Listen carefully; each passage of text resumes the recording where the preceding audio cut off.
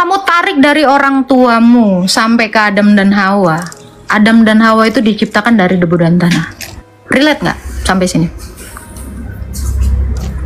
Jadi Allah menciptakan manusia, yaitu Adam dan Hawa, dan melanjutkan penciptaannya itu melalui kelahiran yang dilakukan oleh Adam dan Hawa. Seperti itu. Karena Allah mengatakan beranak cuculah. Dia memerintahkan itu kepada Adam dan Hawa.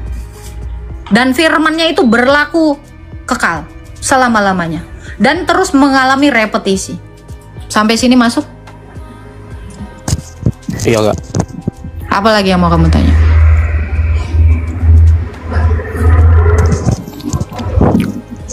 Saya kan secara administrasi udah Kristen dari kecil ya, Kak ya. Tapi saya tuh Kak Agatha tahu nggak sih apa penyebab kenapa ya kayak saya susah berjumpa secara pribadi seperti kesaksian orang-orang yang saya dengar dan yang saya lihat di media sosial atau di kehidupan real lingkungan teman, bahkan ada seorang pendeta yang pernah datangin saya untuk ngajak saya pelayanan lah, inilah itulah. Saya bilang sama dia, apakah nanti bakal lebih berdosa ketika saya datang ke sana tapi hati saya belum sepenuhnya kayak Yesus? Saya pernah bilang gitu sama dia. Terus pendetanya jawab kayak pendeta muda sih dia nih, anak praktek gitu Kak, dari STT Teologi gitu lah. Terus dia bilang gini, nggak apa-apa, nanti kamu akan mengalami pertobatan secara langsung di sana seiring waktu.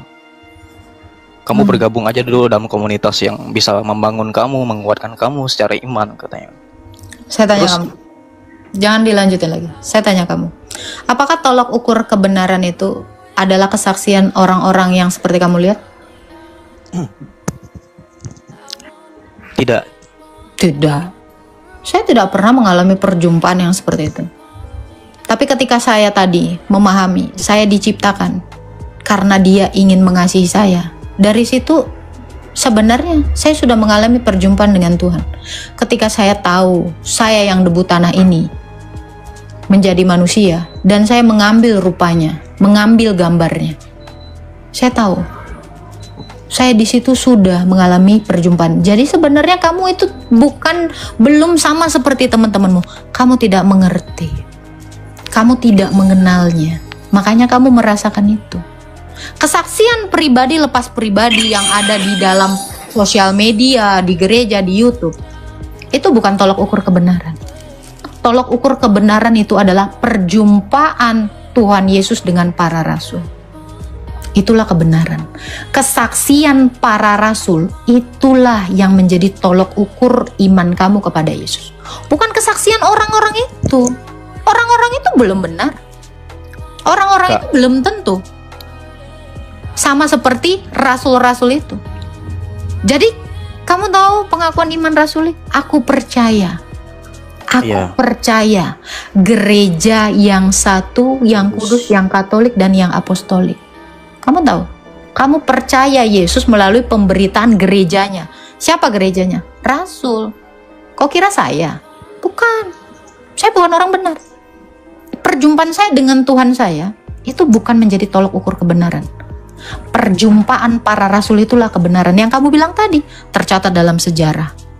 Ya kan? Flavius Josephus menuliskan bahkan tentang Yohanes. Itulah kebenaran bahwa rasul berjumpa dengan Yesus dan itu nyata. Itulah kebenaran. Bukan kesaksian saya pribadi lepas pribadi. Bukan. Jadi kamu tidak perlu iri dengan orang-orang yang mengaku mimpi ketemu Yesus. Saya seumur-umur gak pernah mimpi, Cok. Iya, Kak.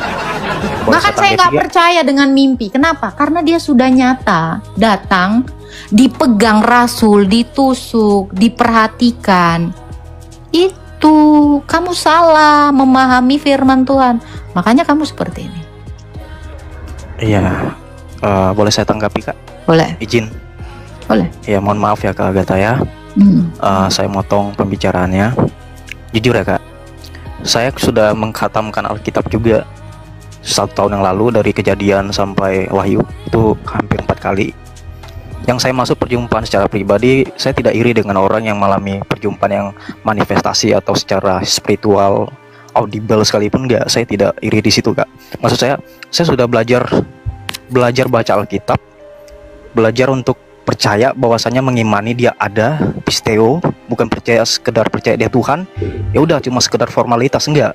Kenapa saya hambar gitu Kak? Itu yang saya belum menemukan itu Kak di hati saya Kak. Apakah karena apa ya Kak ya? Oke, saya tanya kamu, Yesus menurunkan kitab suci nggak? Tidak. Terus ngapain kamu baca kitab suci? Bagaimana bisa kamu percaya Tuhan Yesus dari kitab suci? Makanya kamu hambar. Karena Alkitab mengklaim pendengaran melalui firman Kak.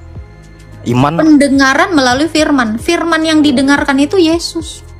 Ucapan Yesus itulah yang didengar para rasul, makanya rasul beriman. Nah ini kan kamu nggak ngerti Alkitab. Makanya saya bilang, firman yang dimaksud bukan ini. Ini bukan, mana Alkitab? Alkitab saya ini.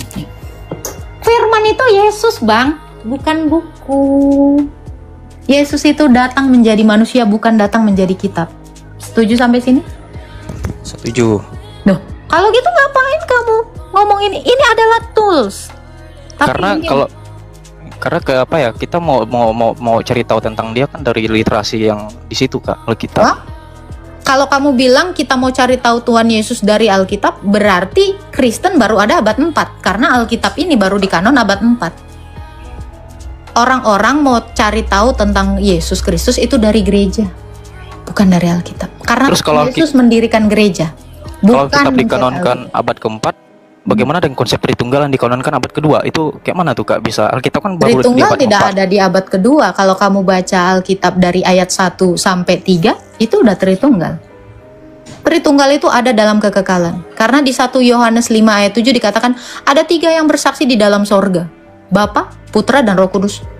Tritunggal itu sudah ada di dalam sorga sebelum dunia ini ada. Kamu nggak punya guru, makanya saya jadi tahu nih. Iya benar apa yang Kakak bilang.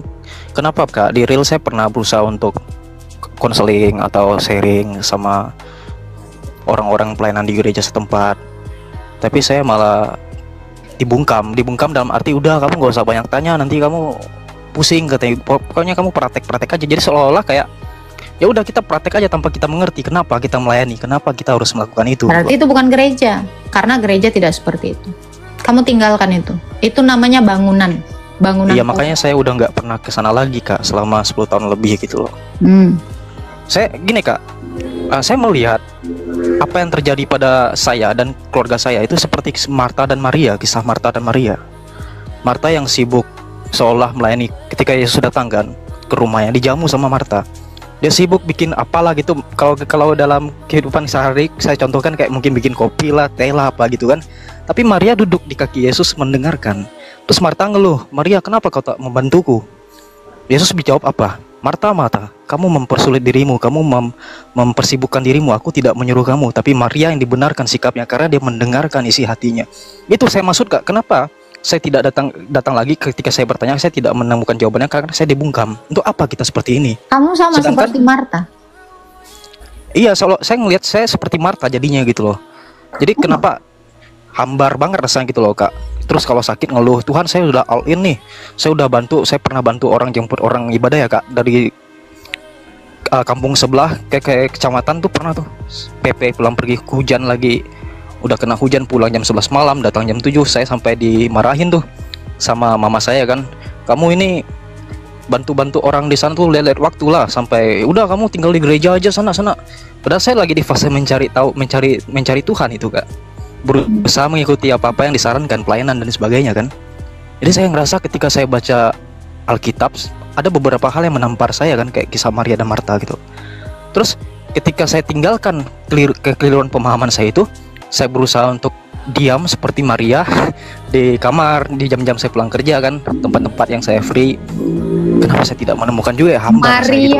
Maria, kamu tidak tahu juga bahkan kisah itu. Maria bukan artinya dia duduk tidur.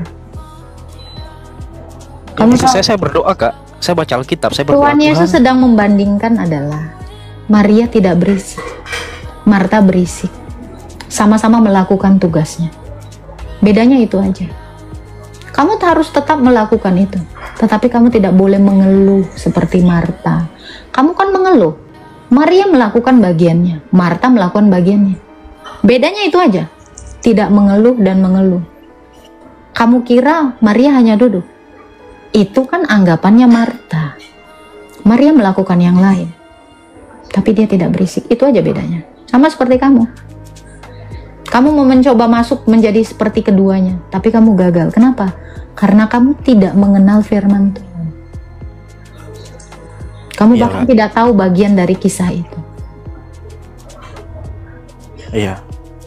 Nah, sekarang janganlah kamu bersungut-sungut apapun yang kamu lakukan. Jadilah seperti Maria. Maria itu mendengarkan firman Tuhan dan itu pekerjaan. Marta juga melakukan firman Tuhan dan itu pekerjaan. Janganlah kamu bersungut-sungut akan apapun yang kamu lakukan. Maksud Tuhan itu bukan karena yang satu duduk-duduk, bukan. Gitu. Nah, sekarang pun kalau kamu mengeluh kepada Tuhan, tuh aku nggak ngalamin Tuhan, aku nggak kayak gitu, aku nggak hebat, nggak keren kayak pendeta-pendeta, kayak kesaksian orang-orang. Enggak Kak, itu nggak penting bagi saya. Yang saya maksud tuh gini loh Kak, kayak hambar di hati gitu loh Kak, kayak Yesus sudah juga menjelaskannya. Saya nggak peduli tentang hal-hal yang kelihatan hebat dalam konteks kayak ekspresi orang, pelayanan dan sebagainya. Saya nggak peduli itu Kak. Maksud saya tuh pribadi yang di hati saya ada suatu hal yang rumpang gitu kayak ada yang kosong gitu kan. Saya sampai rela-rela beli buku teologia dari doktrin keselamatan. Kamu punya guru? Kenosis. Saya tanya, kamu punya guru? Saya belum menemukan itu Kak, jujur. Okay. Diri ini sulit sekali Kak mencari. Sekarang saya tanya kamu, kenapa Yesus jadi guru tidak menjadi buku? Kenapa Yesus menjadi guru tidak menjadi buku? Kalau kamu kira mencari buku, belajar membaca buku bisa membuat kamu paham, harusnya Yesus menjadi buku waktu itu datang kepada para rasul supaya murid-muridnya paham. Tapi kenapa tidak melakukan itu? Pernah tahu sampai sini? Belum Kak. Nah itu. Tolong dijelaskan. Karena buku itu tidak bisa mengajar kamu. Buku itu benda mati. Makanya kenapa Yesus jadi manusia. Dan dia mengatakan akulah guru dan Tuhan. Dia mengakui dulu dirinya sebagai guru. Baru setelah mengerti, dia mengakui dirinya adalah Tuhan. Baru jadi jelas. Ada alasannya kenapa Yesus tidak mengatakan akulah Tuhan dan guru. Kenapa dia tidak mengubah urutan itu? Gak ada yang paham. Ya karena dia harus mengajar dulu supaya orang-orang tahu dan sadar dia Tuhan. Kamu pun harus dimuridkan, baru kamu dibaptis dan mengamalkan semua yang diajarkan. Matius 28 ayat 19. Begitu kan tulisannya? Pergi dan jadikanlah semua bangsa muridku. Kalau kamu seorang murid, kamu butuh guru kan? Iya. Kamu butuh buku nggak? Nggak terlalu butuh. Butuh. Terus kenapa kamu nyari buku segala macam? Sebagai nambah literasi aja Kak. Kamu butuhnya guru. Kitab atau Kak, saya boleh jujur Kak satu hal. Boleh, sebelum Kakak lanjutkan. Saya kan pernah di gereja setempat yang domisilinya dekat rumah saya, terus saya pindah ke gereja sebelah. Ini gereja sebelahnya saya rasa agak lain doktrinnya Kak. Kayak dia mempercayai Bapa itu Yesus. Padahal banyak yang janggal gitu ketika dia pendeta ini berkhotbah, ya. Bapa itu Yesus, Yesus itu Bapa satu gitu loh. Jadi kayak monotisme gitu loh. Tidak percaya konsep Tritunggal. Loh, konsepnya orang Kristen itu monoteisme. Memang siapa bilang Tuhannya orang Kristen 3? Satu. Tapi mereka tidak percaya konsep Tritunggal. Kristen itu adalah ajaran monoteisme. Tritunggal 3 dalam 1. Endingnya adalah 1. Mono. Oneness Kak, oneness. Ada yang bukan oneness. Jadi kamu tadi sebutkan monoteisme. Monoteisme saya setuju. Kamu tidak sebut oneness tadi. Ya, Kita nggak usah dulu jauh ke situ. Karena gini ya Bang ya, pengenalan akan Tuhan itu adalah part kedua dari bagian hidupmu. Pengenalan akan dirimu itu part yang utama. 1 Korintus 2 ayat 9. Ayat 11. Siapa gerangan yang tahu apa di dalam diri manusia selain roh manusia itu sendiri? Demikian, siapa gerangan yang tahu apa di dalam diri Allah selain roh Allah itu sendiri? Tahu nggak dari sini? Kamu harus mengenal dulu dirimu, baru kamu mengenal Allah. Kita nggak usah bicara tentang monoteisme, triteisme, atau apapun itu. Kenali dulu dirimu. Kalau tidak mengenal siapa dirimu dan tidak mengenal tujuan hidupmu, percuma kamu belajar itu semua. Banyak orang yang kayak gitu, Bang. Tahu teori yang kayak kamu bilang tadi, tapi dia sebenarnya tidak mengenal dirinya. Makanya mereka hidupnya hanya masuk ke dalam doktrin, tidak masuk kepada penyembahan yang benar. Iya, tidak masuk dalam praktek hidup yang benar. Mereka hanya masuk dalam ortodoksia, hanya masuk dalam doktrin, tetapi tidak dalam penyembahan, tidak dalam praktek hidup. Itu yang terjadi. Mungkin itu yang mau kamu tanyakan tadi dengan bahasa yang salah. Iya, Kak. Izin ya, Kak ya.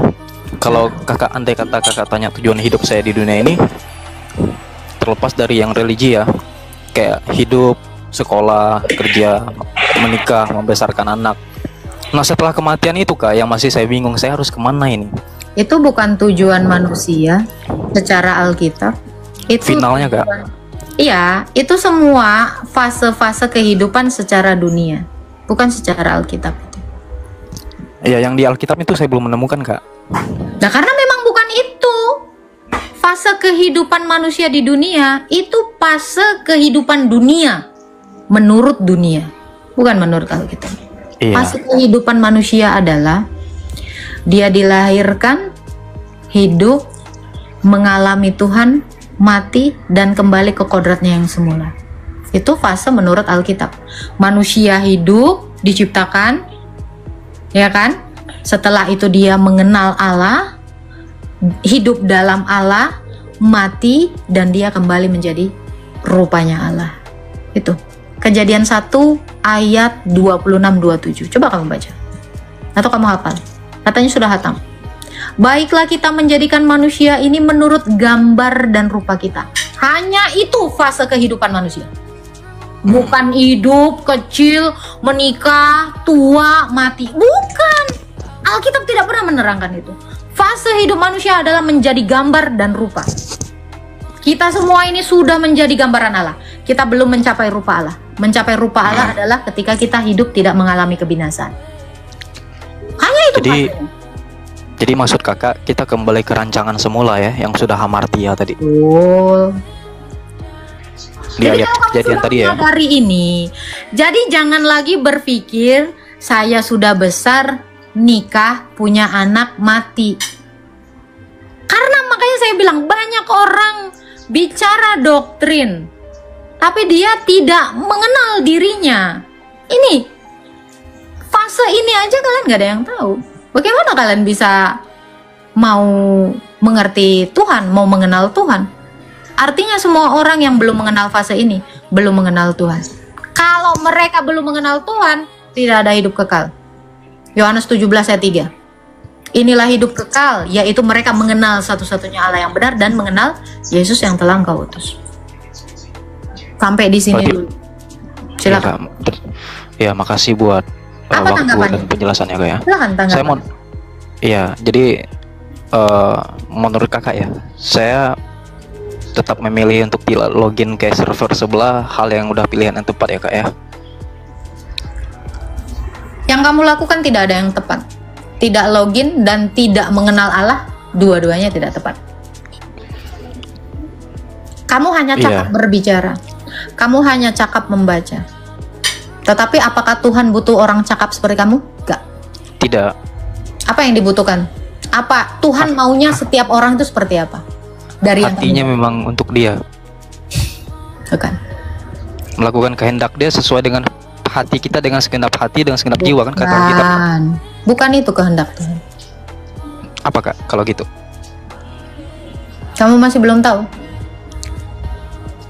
Yang saya tahu, yang saya sebutkan kakak bilang bukan. Jadi apa? Satu pun. Kamu tebak lagi, nggak ada yang kamu tahu. Apa yang Tuhan mau dari kamu? Kembali ke rancangan semula seperti yang pertama tadi kakak jelaskan. Bisa, orang kamu nggak tahu apa-apa, mana bisa kamu kembali ke rancangannya. Kalau kamu mau itu, kamu harus datang kepadanya dengan pengakuan dosa. Orang yang datang kepada Tuhan dengan tidak mengakui dosanya, Tuhan tidak berkenan. Hanya karena kita semua sadar kita ini berdosa. Tetapi kalau kamu datang dengan kesombonganmu, datang dengan kepintaranmu, Tuhan tidak berkenan untuk itu. Tuhan hanya berkenan dengan orang-orang yang datang mengakui dosanya kepadanya. Inilah pentingnya, karena kita semua orang berdosa. Sadar kan? Kita semua orang berdosa. Berarti kamu harus datang dengan pengakuan itu. Adakah orang Kristen yang datang dengan pengakuan itu ke hadapan Tuhan? Minim sekali. Udah tahu, kita nggak usah dibilang, nggak usah dibeberin dosa kita. Kita pasti berdosa tiap hari. Aduh. Simpel kayak gini, kamu nggak tahu kan? Kok kayak aduh Kak, sorry Kak. Aduh. Kayak terselubung ya selama ini. Kenapa hal yang sederhana itu saya tidak kepikiran ya? Karena mungkin orang itu salah satu jarang mengakui dosanya. Tapi jujur Kak, serius Kak, apa ya, setelah apa yang telah saya lakukan selama ini, kayak memang satu aja yang belum saya lakukan, kayak Kakak bilang itu ya, rendah hati. Karena selama ini ketika saya berdoa, saya datang, saya selalu membawa pengetahuan yang saya simpan di kepala saya. Jadi kayak saya bertentangan dengan isi hati saya gitu loh, yang tidak benar-benar bertobat, tidak benar-benar berbalik. Kalau memang, karena saya mikir ragu-ragunya gini Kak, waktu itu saya masih terombang ambing kan, karena saya hidup di lingkungan yang satu klaim benar, ya, tante saya ngajak saya login ke ikut keimanan dia, tapi saya sering bertanya sama dia soal, tante kalau memang Islam itu indah, kenapa orang-orang yang kayak keluarga tante aja ibadahnya digusur segala macam, dipersulit. Itu dia tidak pernah mau jelaskan secara baik, dia langsung kayak mulai tantrum gitu kalau saya tanya gitu. Itu juga penghambat saya kenapa saya tidak mau login tempat dia, di server dia di situ kan. Sedangkan di Hindu atau di Buddha dari papa saya atau paman saya, itu tidak mengenal konsep ketuhanan gitu loh kan. Sedangkan saya dari kecil sudah menerima dogma bahwasanya Tuhan tuh ada. Karena tadi saya sekolah di swasta, jadi sudah ikut pelajaran agama, saya dimasukin ibu saya gitu loh. Nah, kembali lagi Kak, kayak yang Kakak kasih tahu jawaban tadi. Karena saya belum datang dengan kerendahan hati mungkin ya, sepenuh hati. Jadi saya lihat mungkin itu yang belum saya lakukan sih Kak. Jujur aja. Bukan kerendahan hati. Kerendahan hati berbeda dengan pengakuan dosa. Sekalian mengakui juga itu Kak. Beda. Itu adalah dua hal yang berbeda. Ada orang yang merasa dirinya rendah hati. Rendah hati itu tidak bagian dari yang Tuhan kenankan. Yang Tuhan kenankan adalah ketika kamu datang dengan pengakuan dosa. Ada orang rendah hati tapi tidak mengakui dosanya. Setuju nggak? Setuju Kak. Contohnya Kak, kalau mengakui dosa tuh nggak perlu susun kalimat, kata-kata ya Kak, nggak perlu ya. Mengakui aja gitu ya. Ya harus kamu katakan semuanya. Karena di Alkitab diajarkan seperti itu. Sama seperti Daud yang mengakui dosanya kepada Nathan. Pernah baca itu dong? Iya. Tidak mungkin orang diampuni rajanya kalau dia tidak mengakui apa dosanya. Mungkin nggak? Raja mengampuni. Raja, aku berdosa. Pasti raja nanya, apa dosamu? Nggak mungkin. Oh ya udah, gue ampuni. Apa? Demikian kamu dan saya dan semua orang. Sebutkan dosamu supaya Tuhan mengampuninya. Kalau tidak ada pengakuan terhadap apa yang kamu lakukan, siapa yang bisa tahu? Kak, saya ini manusia Demikian pun Tuhan tahu. Tapi Tuhan butuh pengakuanmu. Sama seperti Petrus, karena pengakuannya lah. Petrus, siapakah menurutmu aku ini? Engkau adalah anak Allah. Tuhan butuh pengakuan. Kamu aja butuh pengakuan. Makanya pengakuan dosa itu pentingnya adalah semua yang dilakukan Tuhan berdasarkan pengakuanmu. Berdasarkan pengakuan Petrus, dia diangkat menjadi gereja. Berdasarkan pengakuan Petrus bahwa dia menyangkal penyaliban itu, dia disebut iblis. Jadi semua yang Tuhan lakukan terhadap hidup kita berdasarkan pengakuan mulutmu.